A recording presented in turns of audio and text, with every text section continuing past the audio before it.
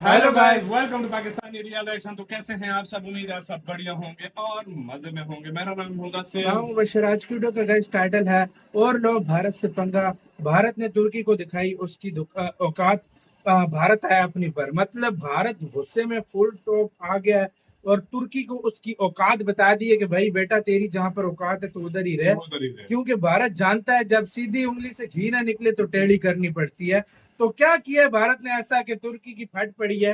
तो बिना किसी देरी के देखेंगे इंडियन अफेयर्स का वीडियो। इनकी वीडियो का लिंक मिल जाएगा आप लोगों को डिस्क्रिप्शन में। तो स्टार्ट। इस समय की सबसे बड़ी न्यूज भारत और ग्रीस को लेकर आ रही है और ये न्यूज अपडेट पाकिस्तान के एन ब्रदर यानी कि टर्की के साथ लिंक्ड है। इस वीडियो में हम डिस्कस करेंगे कि भारत के प्रधानमंत्री मोदी जी को आखिरकार एंड मौके पर ग्रीस का दौरा क्यों करना पड़ा और वहां पर जाकर भारत ने जो ग्रीस के साथ एक पैक्ट साइन किया है उसमें टर्की और पाकिस्तान का क्या एंगल है और ये कौन सा पैक्ट है जिसके लिए स्पेशली भारत के प्राइम मिनिस्टर यानी कि नरेंद्र मोदी जी को अचानक से ग्रीस का दौरा करना पड़ा। क्योंकि आपको पता है कि प्रधानमंत्री मोदी की जो ग्रीस यात्रा थी ये एकदम एंड मोमेंट के ऊपर डिसाइड हुई थी और बहुत ही कम समय के अंदर इसकी तैयारियां की गई थी। यानी कि इस वीडियो में इस पैक्ट के बारे में चर्चा करेंगे जो भारत और ग्रीस ने इस विजिट के दौरान आपस में साइन किया था और ये किस तरह से टर्की को बहुत ही बुरे तरीके से इम्पैक्ट करने वाला है। अब ये चीज तो हम सबको पता है कि प्रधानमंत्री मोदी ब्रिक्स समिट को अटेंड करने के बाद वहां से डायरेक्ट ग्रीस के दौरे पर गए थे और उन्होंने वहां पर ग्रीस के प्राइम मिनिस्टर, ग्रीस के प्रेसिडेंट और ग्रीस के कई सारे सीनियर लीडर्स के साथ वहां पर मीटिंग्स की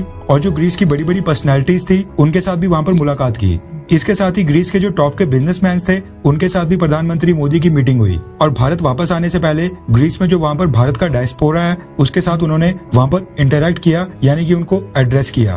अब ये सारी चीजें बहुत ही इंपॉर्टेंट है क्योंकि भारत का कोई प्रधानमंत्री 40 सालों के बाद ग्रीस का दौरा करने जा रहा था और ये विजिट ग्रीस के लिए कितनी इंपॉर्टेंट है इस चीज को दिखाने के लिए ग्रीस ने क्या किया कि भारत के प्रधानमंत्री मोदी को ग्रीस का सबसे बड़ा अवार्ड यानी कि grand cross of the order of honour दे दिया। यानी कि इससे भारत के प्रधानमंत्री मोदी को सम्मानित किया और ये कोई छोटी मोटी बात नहीं है। आपकी जानकारी के लिए बता दूं कि ग्रीस ने इस तरह का अवार्ड किसी भी देश के प्रेसिडेंट या प्राइम मिनिस्टर को पहली बार दिया है। यानी ग्रीस ने ये अवार्ड अभी तक आज तक कभी भी ना फ्रांस, ना यूके, ना ही अमेरिका के प्रेसिडेंट को आज तक दिया है और भारत ऐसा पहला देश है जिसके प्रधानमंत्री मोदी जी को ये पहला अवार्ड मिल रहा है। अब चलो प्रधानमंत्री मोदी जी को ये अवार्ड मिल गया, लेकिन इस दौरे में जो सबसे बड़ा पैक्ट साइन हुआ है भारत और ग्रीस के बीच में उससे टर्की बहुत ही नाराज है और टर्की की टेंशन हजारों गुना बढ़ गई है और टर्की बिल्कुल भी खुश नहीं है। रेफरेंस के लिए आपकी स्क्रीन के ऊपर ग्रीक के सबसे बड़े न्यूज़पेपर ग्रीक सिटी टाइम्स के आर्टिकल का स्क्रीनशॉट है जिसके मुताबिक ग्रीस और भारत ने आपस में जो बायलैटरल ट्रेड है उसको डबल करने का फैसला किया है और इसके साथ ही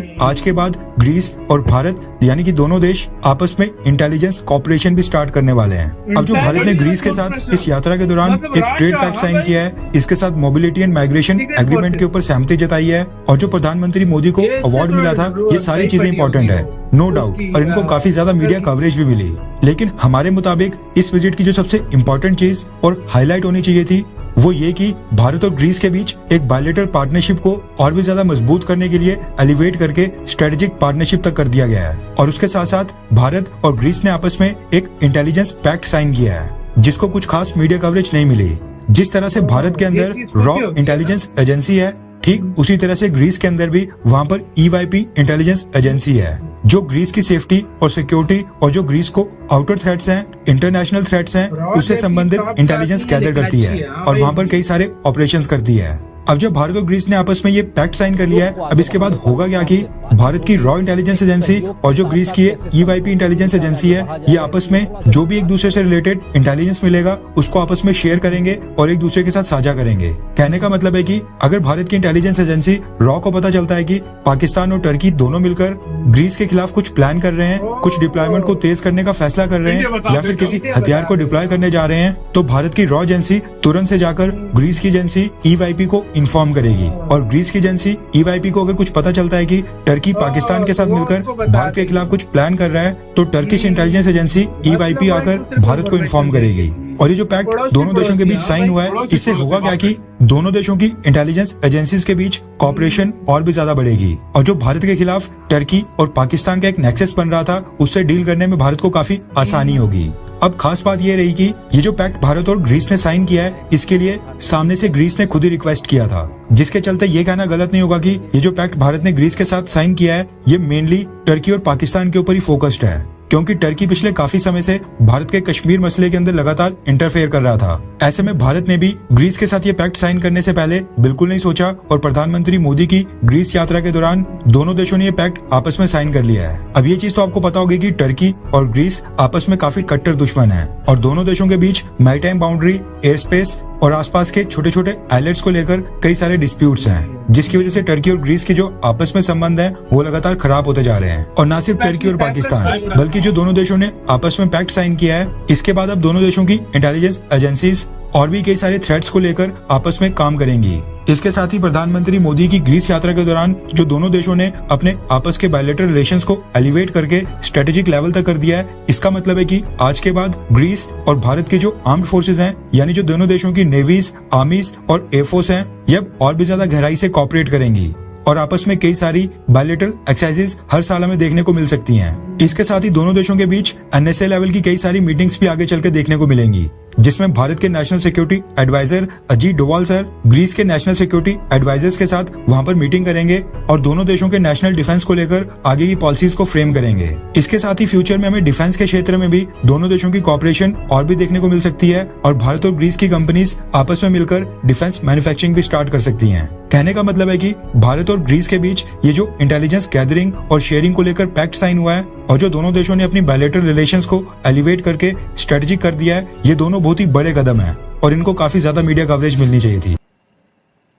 इसी के साथ भी यार वीडियो खत्म भाई ये साहब। तो असल बात है ना, ये तो असल बात इंडिया है। ऐसी चीजों को चलो मतलब इतना highlight ही करता ट्रेड है। को मैं इतना नहीं बोलूंगा, लेकिन ये जो डिफेंस इंटेलिजेंस एजेंसीज की जो बात है ना, हाँ। ये बहुत बड़ी बात है। इससे तो इधर टर्की से काम जो करोगे इस टर्की टाइम। और पाकिस्तान फर्ज हाँ। करो सोचेंगे इंडिया के बारे हाँ। में, ग्रीस बता देगा। हाँ। अगर पाकिस्तान या टर्की में कोई गतिविधि होती है तो ग्रीस बता देगा, ठीक है। हाँ। भारत को पाकिस्तान कोई गतिविधि करता है तो भारत उसको बता देगा, तो वो मतलब एक चुकन्ना हो जाएंगे। ये तो और बहुत एक बड़ा बात हो बताऊं, गया। हाँ। मैं सच बता रहा हूँ कि ये सबसे ज्यादा चुभ रहा है यही है कि इंडिया उधर गया है। और मुझे आज पता चला है, आज तक इसके इंडिया के अलावा किसी को वो बड़ा सामान दिया ही नहीं है। सामान ग्रीस ने किसी को आज को तक भी नहीं दिया, किसी को भी मतलब आज आप तक नहीं अंदाजा दिया। लगा लो, अंदाजा किसी लगा को लो। भी नहीं दिया उसने। वाकई में मतलब आज तक कोई ऐसा देश नहीं है जिसको, यहाँ तक के फ्रांस जिनके साथ बहुत बनती है, बिल्कुल यूएस, उनको भी नहीं दिया। नहीं दिया। वाकई ये बहुत बड़ी बात होती ये है। बहुत बड़ी। और मैं कहता हूं, टर्की के ऊपर ये इस टाइम ये जो चीज है ना, ये जो पैक्ट हुआ साइन, ये मैं कहता हूँ टर्की और दगान को ऐसा चुभ रहा होगा, मैं बता नहीं देखो सकता। ये कभी भी ना होता। हाँ। ये आज तक कभी भी ना होता। जब भारत ने टर्की को बहुत बार भाई मतलब ऐसा दोस्त समझा है कि मतलब भारत समझ रहा था कि समझा रहा था कि भाई समझाएंगे समझ जाएगा, लेकिन टर्की नहीं समझे तो भारत को एक कदम उठाना पड़ा, नहीं तो भारत ये ना करता। आपका कहीं इस मामले के पर क्या कहना है? अपनी राय पूरी अपनी कमेंट सेक्शन में दें। अपना बहुत सारा ख्याल रखिएगा तो यार।